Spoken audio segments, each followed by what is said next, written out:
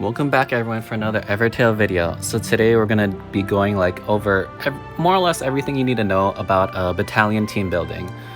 This is a long overdue video, but hey, it's later on, so I guess it's technically more up to date since it's late May 2023. So technically units and everything has been out for a longer. We have the newer units, there's the 1.0 units, then the 2.0 units, and it's technically not 3.0, but as of 2023, there's been even bigger power creep as of recently. So it's more up to date at least for this guide. So take everything with a grain of salt because things do change. Later on, I'm sure there's gonna be more power creep units and stronger, and just gradually the nature of games. So just kind of a little bit summary what I'm gonna be going to go over. I'm gonna go over kind of pre-Evertale 2.0 counters and just how I guess teams countered each other before, because it's still somewhat relevant today, and how just kind of the foundation of how things work. And then I'm going to go over team synergy and what teams work well together, and also I'm going to be doing future videos of specific teams, and I'm going to try to showcase them a little bit just for future videos, more specific, specifically burn or poison or stealth and that stuff. And then I'm also going to be going over the first 4 units in your battalion and kind of emphasizing that. I'm going to talk about speed/turn order, spirit management, guards versus barriers, statuses and removing statuses, healers, AI, the Encyclopedia, and some closing statements.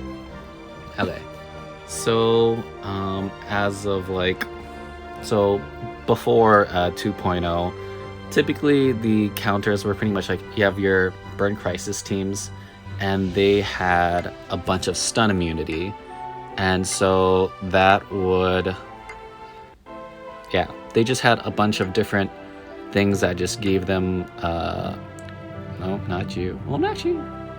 Yeah, that's just crisis focus. Yeah. So they had stun immunity. Typically, they're worse. So burn was good against stun. Stun was typically good against stealth, and actually, their stun was good against almost everything except for burn when it was a full stun team. And then you had stealth, which was kind of good against poison and burn. More so poison, just because back then a lot of the units had poison immunity for the older stealth units. And yeah, they had evade poison. So they couldn't be poisoned, and so stealth was good against poison, and poison was generally good against burn. And then sleep, back then, I feel it was kind of in a weird place. It was kind of good, but kind of not. It was kind of weird because it took a lot of spirit. And then nowadays, units have changed a bit, and not every burn unit has stun immunity. Not every stealth unit has the avoid poison. It's less rock paper scissors, and I think it's a little bit more flexible. They're not as hard counters anymore, which is in a sense a good thing. And then for team synergies, I would say the most obvious being statuses that are related, so burn, poison, stun, sleep, stealth, all that stuff. But then just look at the other thing is you can just look at different units movesets and just think about ways you can build a team around a certain theme. You have Snow White, she has a bunch of blood, sacrifice Mori stuff. You could have a team built around revenge or savage blows, or when you get kills off, you could do entries, pushbacks, Like you can do one of like, if you can find every character that has an armor if you want, or a life flip, or units that heal each other. Like I feel like for team synergy, just kind of find more or less like a common theme or concept that you like and just you have fun with, and look at which characters have them, and kind of like theorize and just try to put them together and see what works, what doesn't work, and like not everything blends together well, but that's why you kind of like just have to plan out a little bit beforehand before you summon. That, or you could also just throw strategy out the window and just summon for your favorite waifu or character. But yeah, so in general, for most of my teams like that I have, I kind of like to do like 2 themes. So like for this team right here, it's sleep, but it's like sleep, but it's also kind of like an entry / stun kind of thing going on, since you have your sleep swap, your speedy entry, that's like an entry thing. You have Bride Lud, and then she can step back and reapply her shield. And then you have the Jonah Arcs with her sleep dreamy entry and her angelic sleep. So it kind of has like a pushback re-entry kind of theme. And then I also have Rei with the Call Shikigami, which helps with that entry. I have Haku. It's more so like so that she can, if you push her back, then the usage limit kind of resets, because it's usually 3 per battle. And then I have Jonah Arc, and then her whole entry thing and summoning and whatnot. So then it kind of I think it blends together fairly well. Some other teams that I have are like Poison Stun, or technically I have like kind of a Poison Blood team going on. And then I have my Burn Crisis unit. And then I have my Overdrive, which is primarily usually just burn first, but then after that I try to mix it up a little bit and just have units that generate a whole lot of spirit. But in general, it's kind of leaning a little bit more towards burn. But yeah, that's kind of just personally how I like to enjoy the game. And like I know like the big top, I don't know, let's just look right here. Like the top ranking people right now, like they are much more heavily mixed, which you can do. Like this person has burn, sleep, poison, and kind of a stunish, so like you can go that route, but I personally like to just kind of keep to 2 themes, just to like I don't know, just make things a little bit more consistent. But that's just my personal way I like to play. Again, like I'm not the top 50 unit players in the game, and like yeah, they mix up their teams. They kind of like go for the highest tier units of like what's in the meta right now. But yeah, I personally kind of like to stay away from that, just because I don't know, I like diversity. I like new units and playing around with things, and I don't want like the same exact team for all my accounts. But like there are some general rules I feel like that you should follow. Like in general, typically, yeah, so you want to separate burn and you want to separate poison. For me, I would put like burn up here and like poison just at the very last, because they just do not play well together. Like this, they have like 1 platoon in between of sleep, which is it's fine, I guess. Like again, they're number 1, so I can't really criticize too much. But yeah, I would just separate burn and poison as far away as possible, just as a general rule of thumb. Yeah. And then yeah, just because like both of them, burn, you want to spread burn as quickly as possible to all the enemies. but so does poison. Poison just wants to spread poison everywhere, and it just doesn't work very well. But yeah, I'd say find what synergies work for you, like what kind of play style you want. Like if you want to go based off of a certain status, based off a certain move, maybe a certain passive. If you just want, yeah, like, or you could just try to just make up your own thing and just kind of have fun with it. There's also like tier lists out there that you can look at if you like really want to see what the current meta is and what everyone else is doing. Like apparently Cinderella's really good right now, but I missed her banner, so yeah. Like I don't think I'm necessarily going to put Cinderella on all my teams, even though she is like way up there. Definitely gonna put her on my Survivor team, but I don't know what other teams I'm gonna put her on. But yeah, so the first 4 units I'd say you want to focus on. Like I would get them to level 200 if you can. I don't have her to 200 just because she's a bit of an older unit, but I still like her because of her Nightmare Drain. So she's still leveled up, but just not maxed out, just because I might replace her in the future. I don't know with who, but yeah.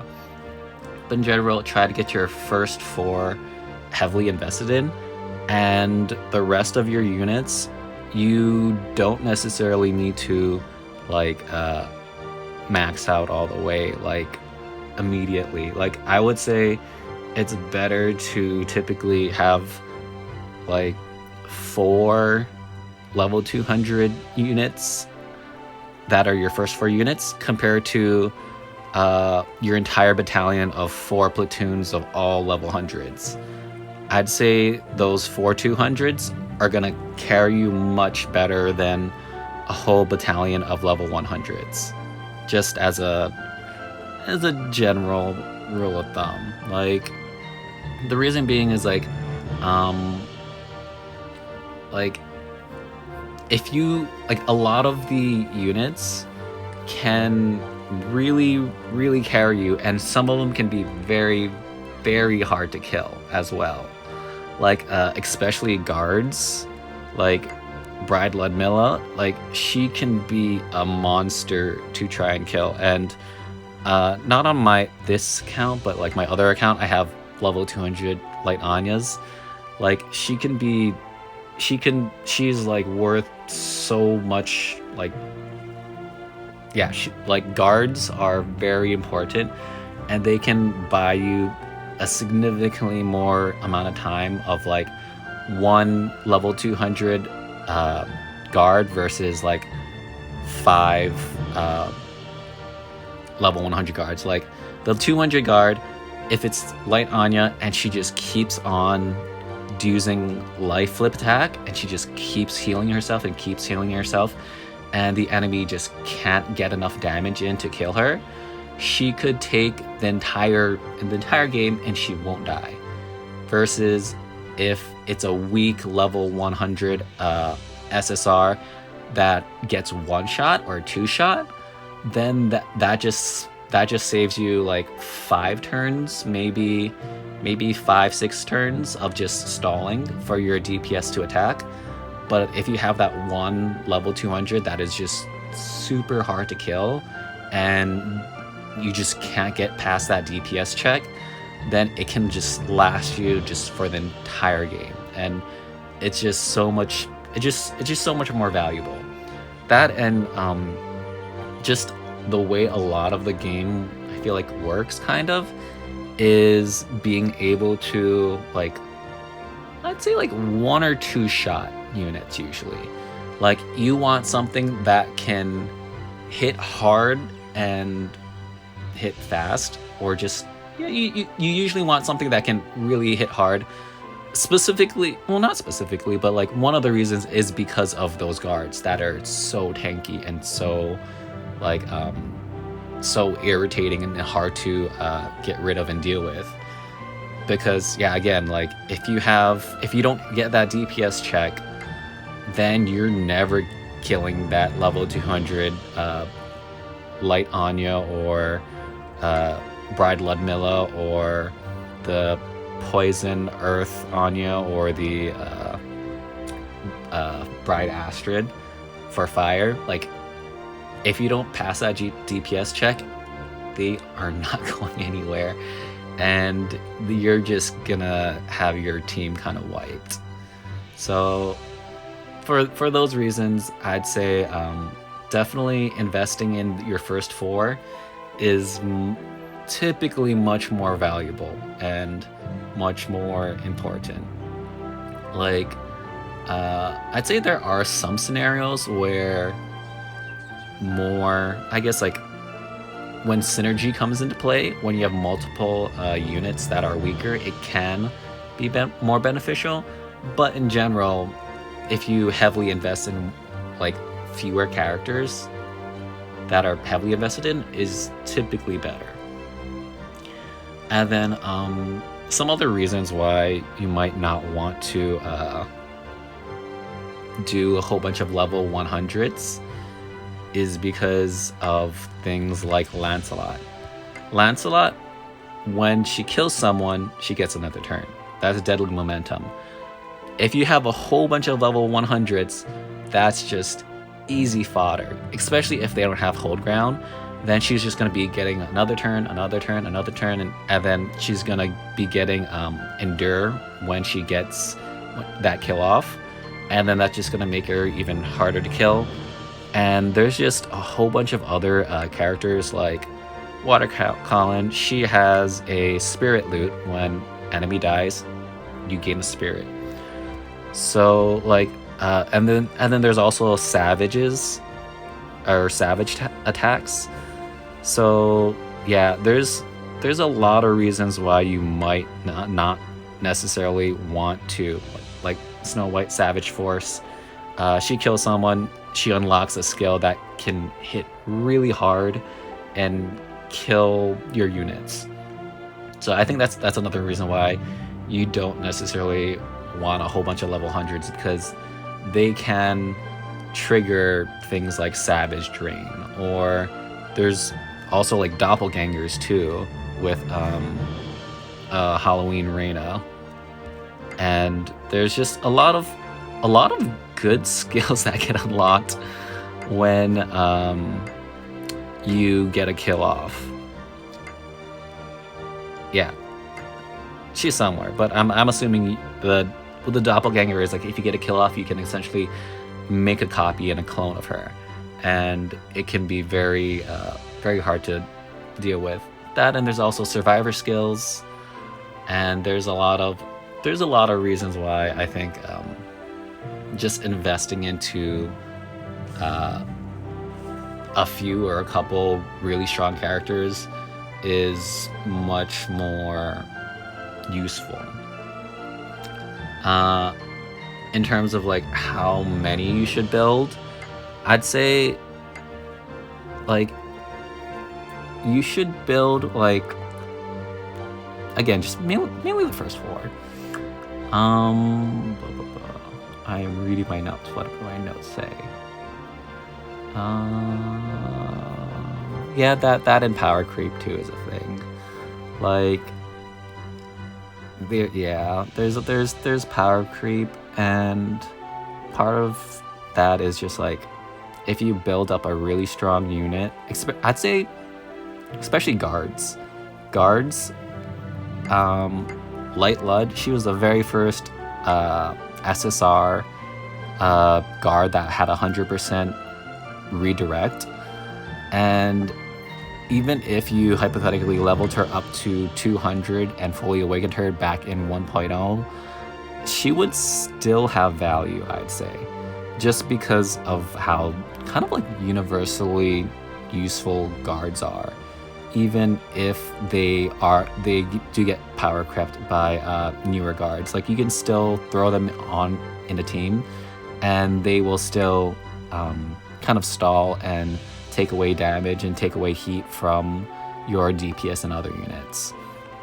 So I'd say guards are typically pretty safe, and as long as you have the patience to level up your characters to 200. So if you're looking around and kind of like playing with new units, still not sure if you want to level them up or not, I'd say for a new unit, you can, like if you just want to play around with them, just get them to level 100. Level 100 is because that's when you, like if you limit break, you get their last, you more or less get their full kit. Because before the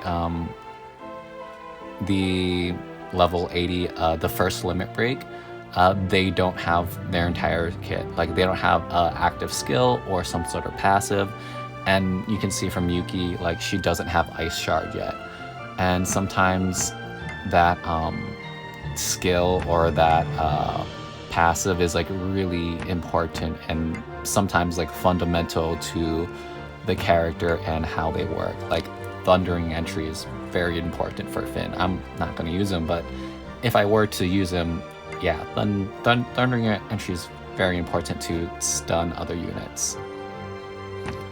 And that, and it just like, it unlocks their entire kit. So that's why you'll sometimes see a whole bunch of level 100 specifically on like a team, like my team or other people's teams. But yeah, that, and it's just more fun to be able to play around with different units. But if you're specifically going for power and stuff, yeah, I'd say definitely the first 4, like to focus on. But if you like, sometimes again, like with synergy, I'd say for my sleep team, I actually leveled up, I wanna say several of them kind of evenly at once, just because of the synergy they had and because they worked much better together than just one over-leveled unit. Again, this is before Sleeping Beauty was a thing. This is like 1.0 and somewhat 2.0. But yeah, and then going from there, I kind of wanted to talk about speed and turn order. And that kind of goes into the synergy of characters. So the way that it works, so you can see the stats.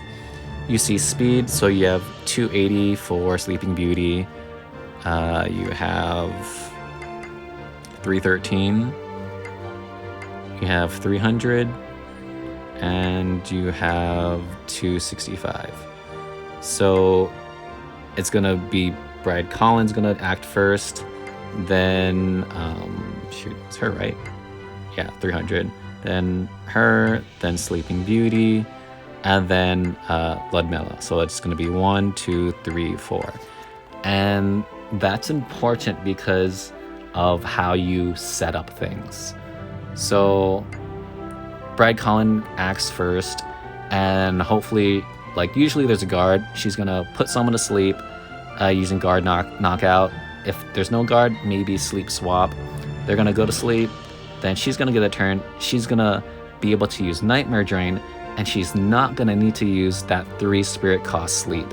She's gonna be able to use the easier one from the setup before, and she's going to be able to damage the enemy, get HP back, and keep them asleep. And then after that, Sleeping Beauty, if they're still alive, she can do a Dream Devour, or she can do an Ashen Garden, and then you have Bride Ludmilla. If she gets a Dream Devour off, then you'll get more spirit, and Bride Lud can do a shield, like a shield for your entire party. So that's kind of how part of like the speed order, and it also goes into spirit management as well, because like let's say if she went first before Bride Collin, then she wouldn't be doing Nightmare Drain.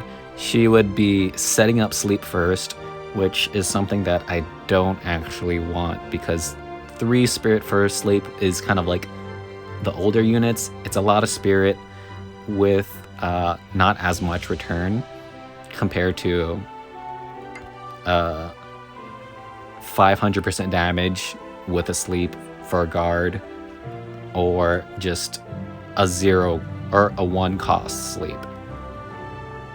So yeah, turn order and speed, I think it matters a lot.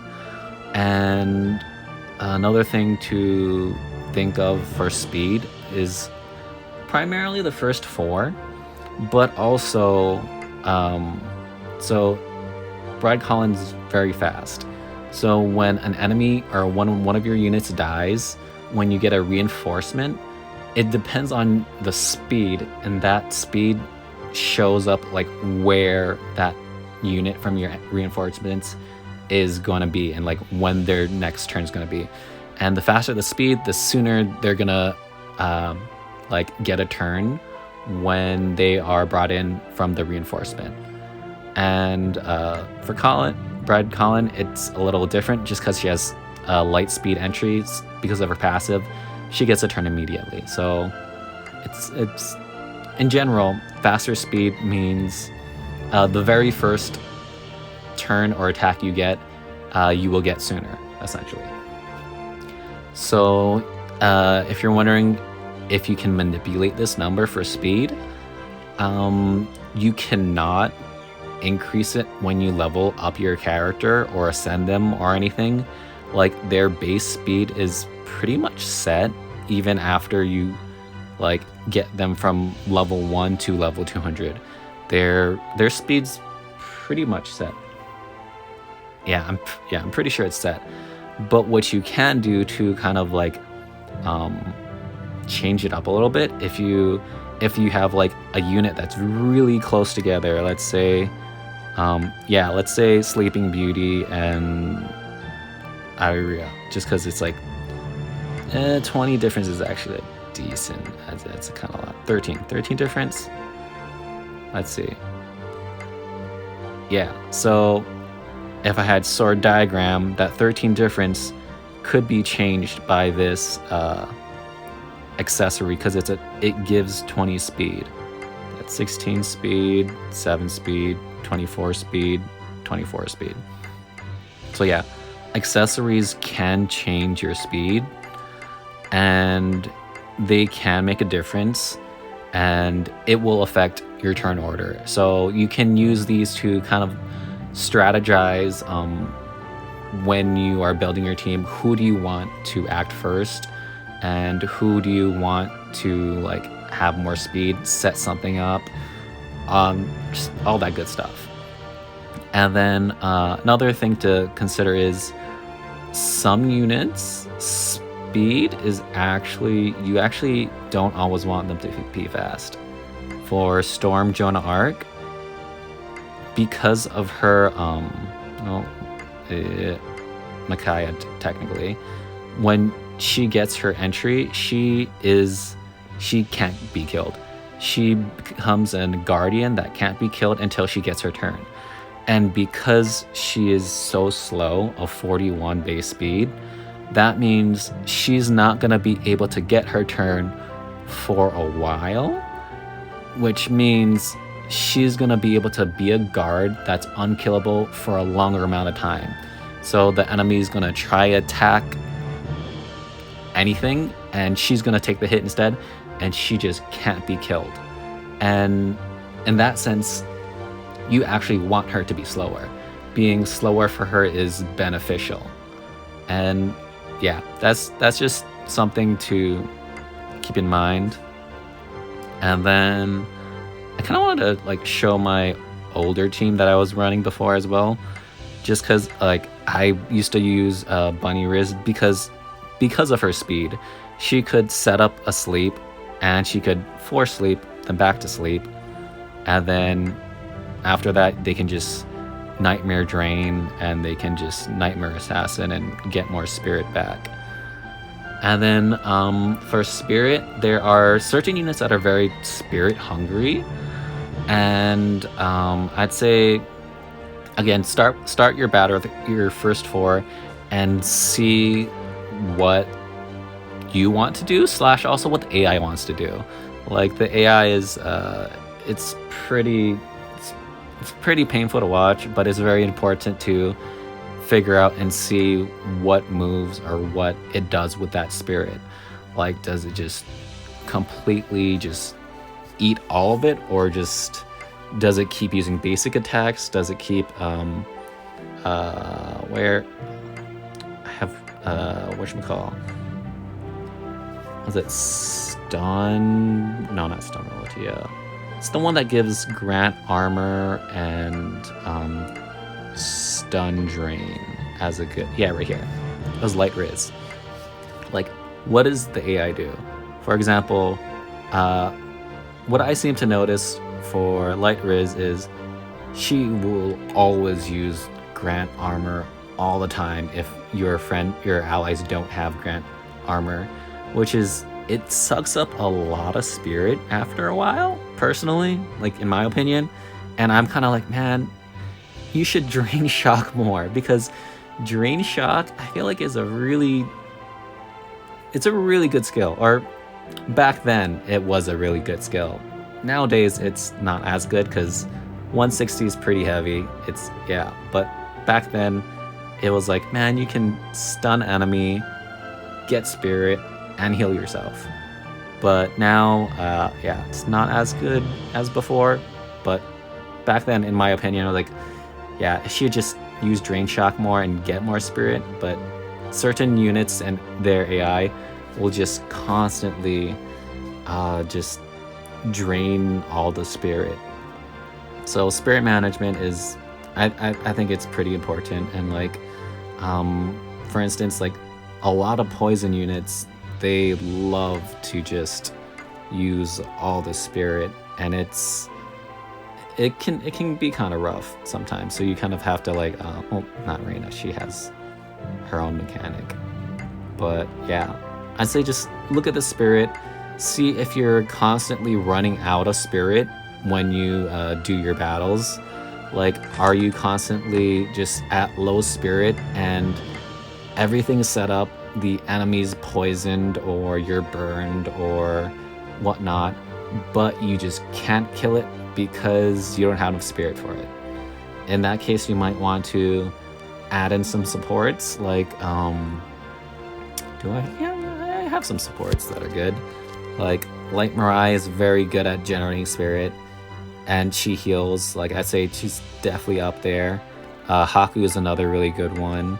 Like, all of her things generate spirit more or less, and she has just a lot of utility. And just just look around, see what units can help give you more spirit and provide some utility, some buffs, some other things, and make sure it's just not all completely DPS, because spirit management is very important. Okay, so going on to guards versus barriers. Before, I feel like it was right when 2.0 came out with Storm Anya, it was kind of like sometimes guards better, sometimes the barriers are better. Nowadays, I'd say guard's definitely better. Guard is definitely better, just because for barrier, like in general, it's for teams on characters that have like skin passives or want to be hit or have self-healing and whatnot, like poison skin, or they have a counter stance, or they have divine healing or something, or they have hollowed healing with the poison and stuff. But I think the big reason why like guards are just much more preferred is that they just completely redirect single target attacks to them, and your DPS don't have to worry about it. There's a lot of glass cannons in this game, I'd say, and a lot of it has started going towards again, like 1-2 shotting things, and everything just ignores damage reduction now, which makes barriers not completely useless, because they don't always have ignoring damage reduction, but when they do, it's pretty useless. Like Storm Anya, she can become guard because she does have a guardian mode, but for those that are just strict auto barriers, like the auto barrier, it doesn't do much. Like there's just so many units that completely ignore damage reduction. You have Apollo, you have all the stealth units, and then now like even non-stealth units, a whole bunch of them, a lot of them just ignore damage reduction. Yeah, I could go over like a lot of them. Like there's Gawain, she ignores, oh, is that stealth or is that damage reduction? That might have been stealth. But yeah, there's a lot of new units that just completely ignore damage reduction.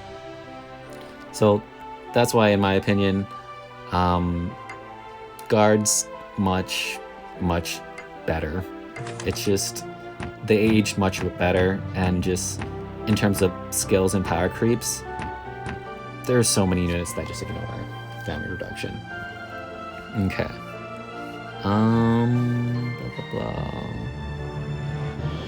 Yeah, like if you do like barriers, you can go that route, but I have a crisis team that works on barriers and armor and stuff.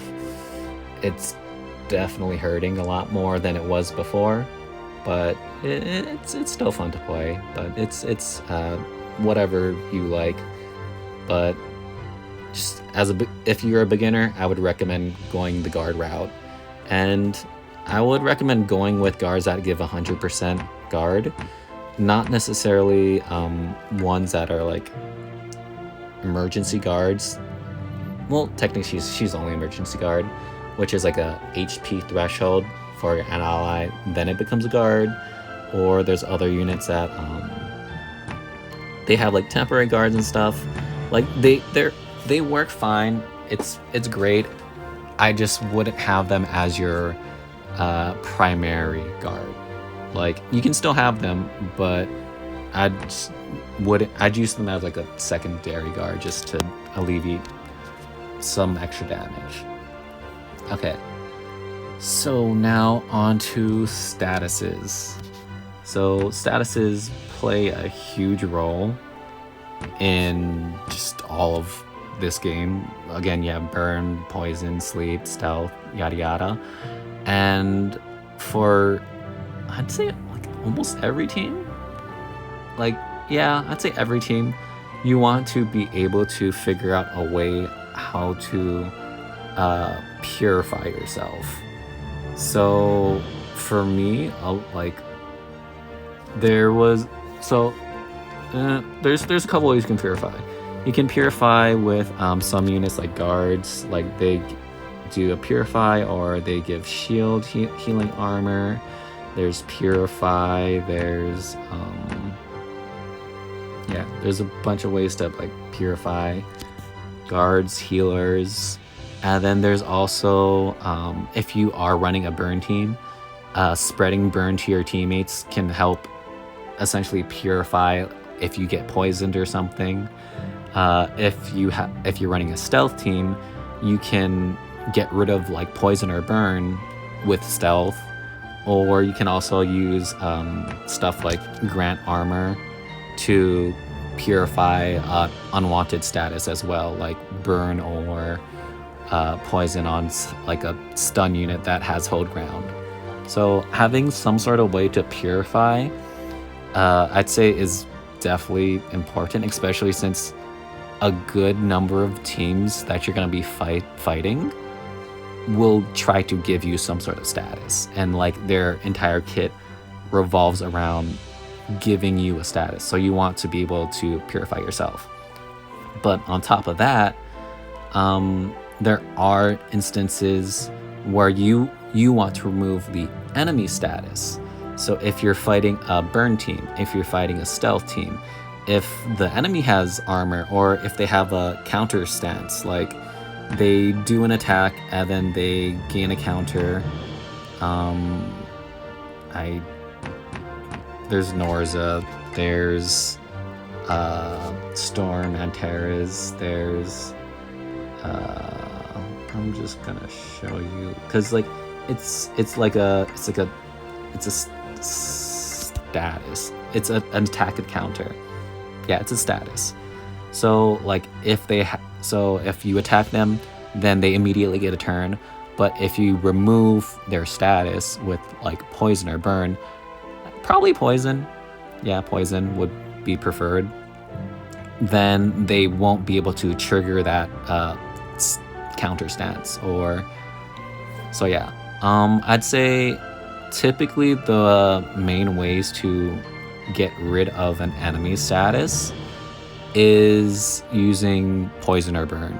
I'd say poison is much easier because you don't actually attack the unit, and it also can't be redirected, because guards, if you have a guard and you say you're fighting a Norza and you try to burn them with a single attack, or like not an AoE attack, then it will go to the guard and you won't be able to burn him, but you also might trigger the counter stance as well.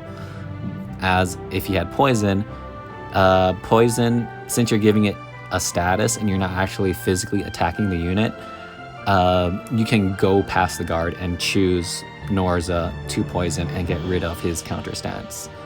So that's one of the reasons why I think poison's just easier, just because you can get around the guards and you don't have to actually hit them.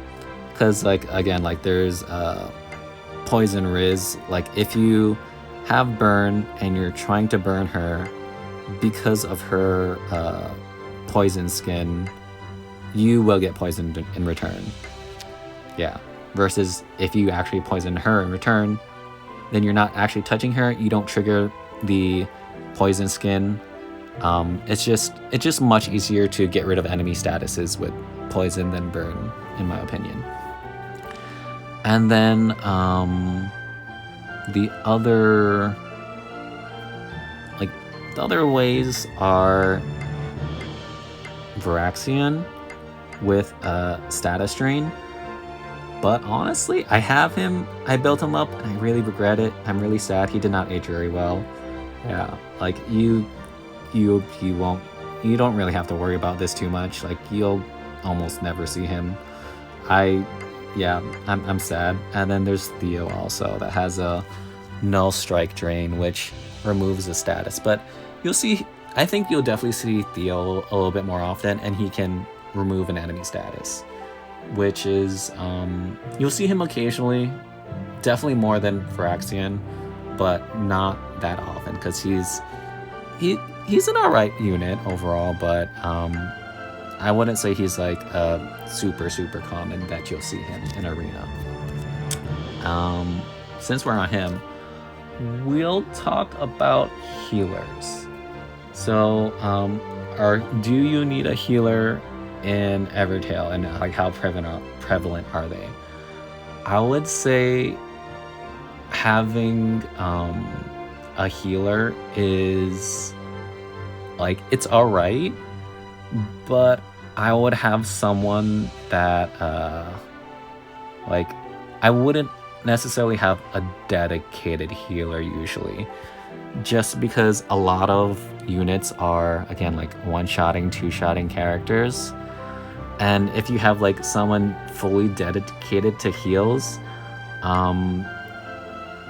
your other characters could be dead before they get the heal, which is why I think guards are more important than heals. And if you can heal your guard, that's amazing, especially if it's like percent based, just because it's like you'll always heal like 25%. And it doesn't matter what level they are. But if you are higher level and it scales off attack, then you can potentially do a lot more healing. And yeah, I don't know. Personally, I think guards are much more important than healers. if you pair them together, they can be annoying, and they can be good, definitely. But if I were to recommend a healer, I would recommend Light Mirai, because again, she gives a lot of spirit and heals, and she doesn't have to necessarily like, it's a passive heal. Then when your ally gets a turn, they heal. Like, you don't have to do anything. It's super easy, really simple, and you can do just so many other things than just heal with her. Like, you can give turn, you can heal herself, and same with Haku. Like, Haku is another one where, like, I would say you could use her as a healer, because again, she gives you a decent amount of spirit as well, and she can give you a turn, and her TU for giving those things are pretty quick. Like, they're very fast, especially with her quick draw. And she also has her revenge passive. So yeah, those are the two healers I would recommend. Like, I'd say you could definitely build them, and they're very nice. And then you also have some guards that heal as well.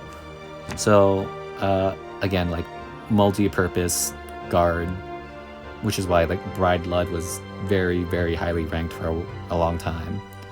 And technically, like Anya, she can also heal.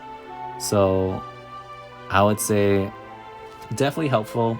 Heals can be very nice, especially if you have a hold ground that you just want to get a little bit of more HP, or you have some sort of HP threshold attack. Heals can be nice, but I would be more focused on guards and kind of spirit management. And when you do that, you kind of, like, you do have units that just kill two birds with one stone, more or less. Okay. Now, talking about AI. Is it bad in Evertale? Yes, it is horrible. It is painfully stupid. I hate the AI so much. But the thing is, I'd say you actually do want to watch the AI, and, like, if you want to improve on your teams and everything, do watch the AI, replay your battles, watch them again, see where is the AI going wrong, like, where is it struggling with, and kind of, like, change around your team and stuff. Because again, like, you definitely watch it at 4x speed, but, like, if you have a great unit but the AI just keeps, like, refusing to heal that ally on 1 HP, or refuses to attack the 1 HP character about to revive itself, or like Dark Joan Ark's revival or something, or if, like, the AI just keeps wasting spirits, or using your big scale powerful attacks on Mori that, like, you could just tickle them and they'll die. And yeah, you just want to kind of get an idea for the AI and the characters that you use.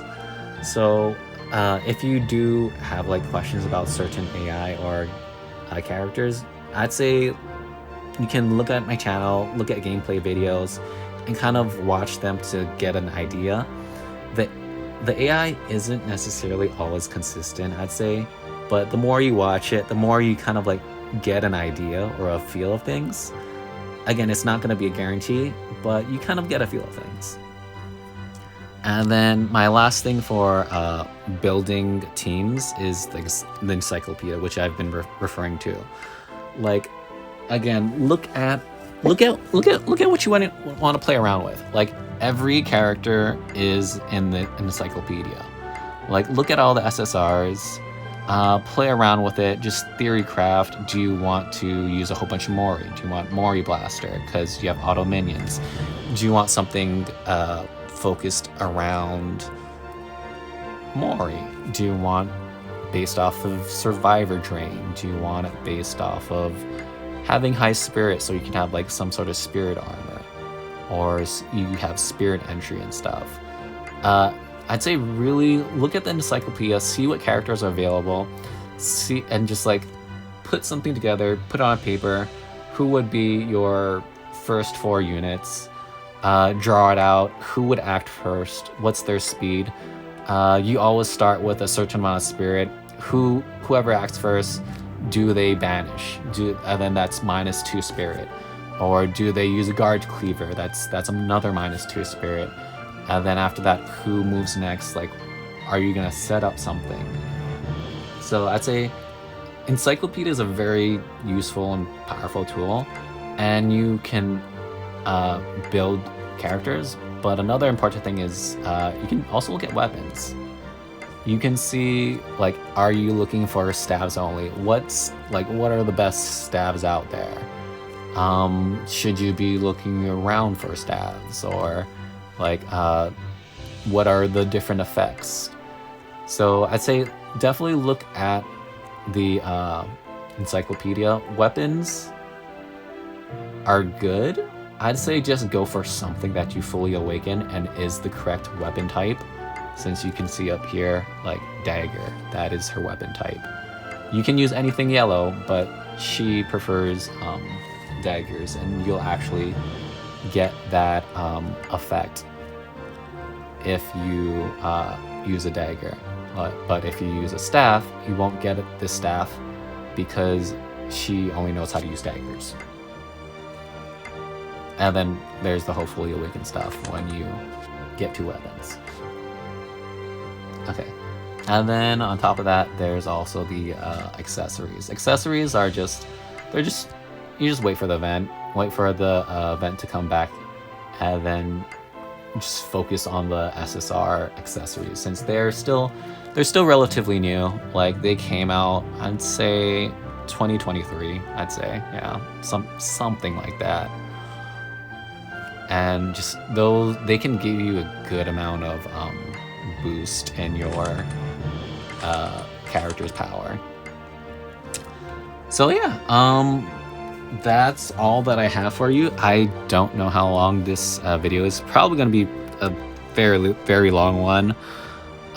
There's a lot of things to keep track of and think about, but personally, I think that's kind of like a good portion of like why I think team building is so much fun, and it's a big part of Evertale. And I like trying new strategies, playing around with units, make my own unique teams. Like, you can, like, there's plenty of tier lists out there. You can copy paste. Like, again, you can look at, it's right there, the top ranked players, alliance levels, all that. You could just copy paste exactly what they have. But in my opinion, it's not very fun.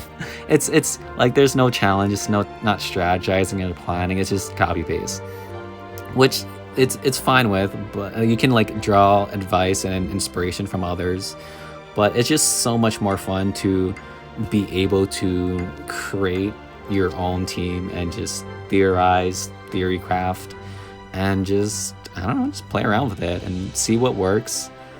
And yeah, that's gonna be it for this video. But yeah, I've just been, you always see posts on Reddit asking how to build battalions, or how does my battalion look, or if I should change things around, and then you see some really horrible battalions sometimes. And so that's part of the reason why I wanted to make the video. But yeah, thanks for watching, everybody. Subscribe if you can. Comment down below things that I might have missed. These are just battalion tips and stuff, general things of, I guess, Evertale that I could think of off the top of my head. And so yeah, I'll see you all in the next video. Take care. Bye.